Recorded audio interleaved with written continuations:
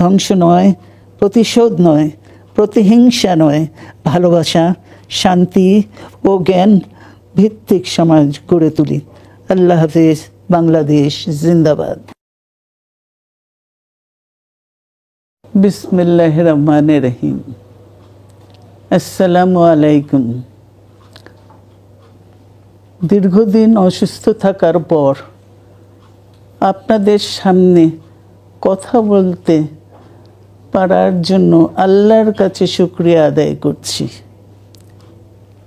আমার কারাবন্দী অবস্থায় আপনারা আমার কারামুক্তি ও রোগ মুক্তির জন্য সংগ্রাম করেছেন, দোয়া করেছেন। সেজন্য আমি আপনাদের সকলকে ধন্যবাদ জানাচ্ছি। দীর্ঘ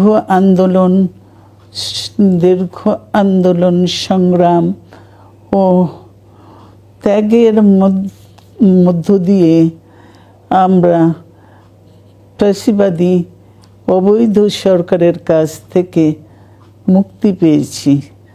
আমি আন্তরিক ধন্যবাদ জানাতে চাই আমাদের বীর সন্তানদের, যারা মরণপণ সংগ্রাম করে এই অসম্ভবকে সম্ভব করেছে।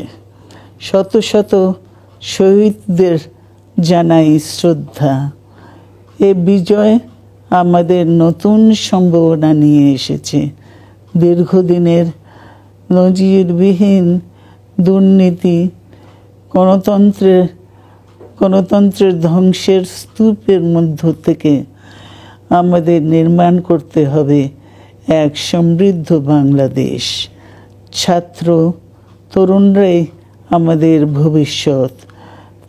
তরুণরা এই যে স্বপ্ন নিয়ে বুকের রক্ত ঢেলে দিয়েছে, সেই স্বপ্ন বাস্তবায়নে করতে মেধা, যোগ্যতা, জ্ঞান ভিত্তিক গণতান্ত্রিক বাংলাদেশ গড়ে তুলতে হবে। শোষণহীন সমৃদ্ধ বাংলাদেশ। সকল ধর্মের গোত্রের অধিকার নিশ্চিত করতে হবে। শান্তি, প্রগতি আর সাম্যের ভিত্তিতে আধুনিক বাংলাদেশ নির্মাণে আসুন আমরা তরুণদের হাত শক্তিশালী করি।